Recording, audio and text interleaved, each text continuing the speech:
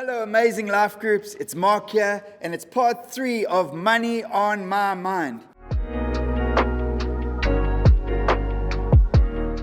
As we realize that although money's on our minds, it's also on God's mind. It's in His Word for us because we're on His heart. And there's this big issue of freedom that has always been the big issue. It's been the big issue from Genesis to Revelation. The big issue is that the hearts of His sons and daughters would be free to worship Him fully and free from any other idol that wants to set itself up in our lives. So as we come to this issue, I wanted to take this moment to speak about my Father's ways and encourage us in 3 ways that are my Father's ways. And because they're my Father's ways, one of the privileges of being a son of the living God, a son who is settled and secure in his sonship, loved by God regardless of how I act, yet God says, I want you to walk in my ways with faith. When I was young, I told the story that I walked and I came to my father and I said I wanted a new cricket bat. I needed a new cricket bat. I had grown a lot and I needed to go from a size 3 to a size 6 or something. And so my dad said, here's what I want you to do. I want you to go to this shopping center and look at a cricket bat. I thought I can do that. Then he continued, I want you to go to this next one, look at other bats. And I thought, wow, okay. Then I said, one more, I want you to go to this other shopping center that was in another suburb. And when I went to Google Maps preparing this speech, I realized it was a 7.4 kilometer walk. But I did it, and then I came back to my father. I did a presentation on the bats, and we chose the bat that was the right one. And he said, here's the thing. You're going to pay 50%, and I'm going to pay 50%. And here's how you're going to pay your 50%.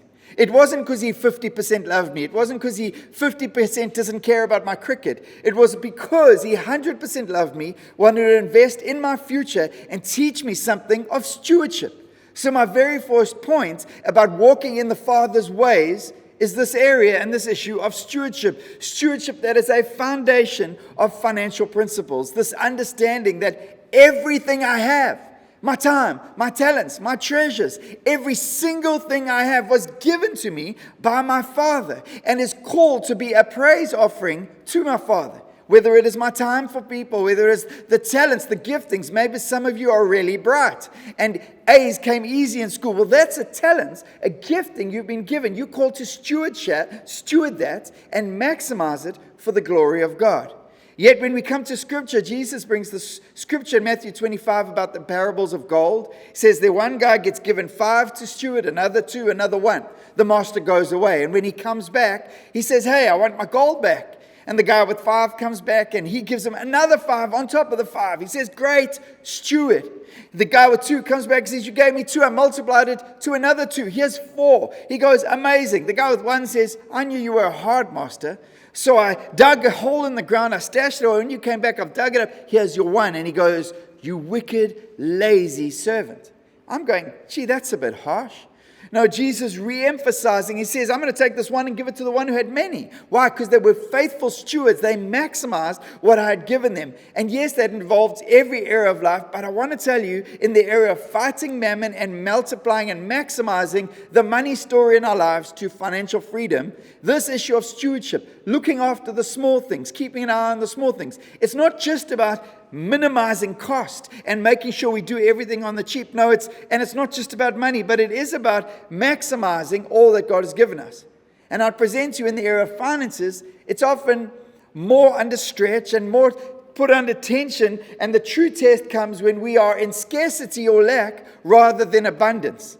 And so God says, I want to allow us to go on this test, and it's the test of money in the area of stewardship, where we remember that it's always His, so the anxiety needs to land on Him, but ultimately He gives us the opportunity to maximize for His glory.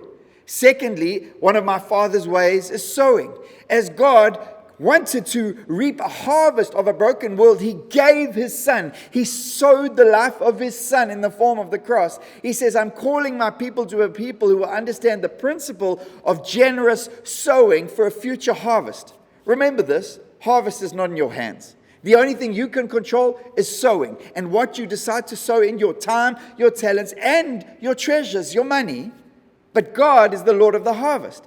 But He encourages us, you won't reap a harvest if you don't sow.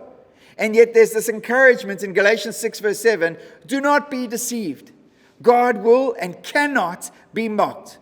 A man reaps what he sows. Now this is a universal principle, But it is also especially important when it comes to finances. You only reap what you sow. If you want security in your finances, if you want God to be God and the enemy to have no place in your finances, well, then you've got to reap into a harvest where God can pour out his grace and be King and Lord of all. I love this scripture from from Proverbs 11, verse 24. The world of the generous gets larger and larger. The world of the stingy, smaller and smaller. Let's be a people who remember that God cannot be mocked, and that our sowing demands and determines the harvest that we will reap. And lastly, related to sowing is seeding. It says this in 2 Corinthians 9, remember, whoever sows sparingly will also reap sparingly, but whoever sows generously will also reap generously. But there's this mandate of seeding, which is a little bit more intentional and specific than just general sowing. Our general sowing being our understanding of stewardship and giving back to God and sowing to people and being generous to the poor. Now, seeding is for an intentional harvest. I want a tree to grow in the area of future generations. And we do want that. Well, it says this in Proverbs 13, a good man leaves an inheritance to his children's children. But too many of us are taking the seeds God's given us for sowing an intentional seeding for a future harvest. And can I dare say, we're eating it.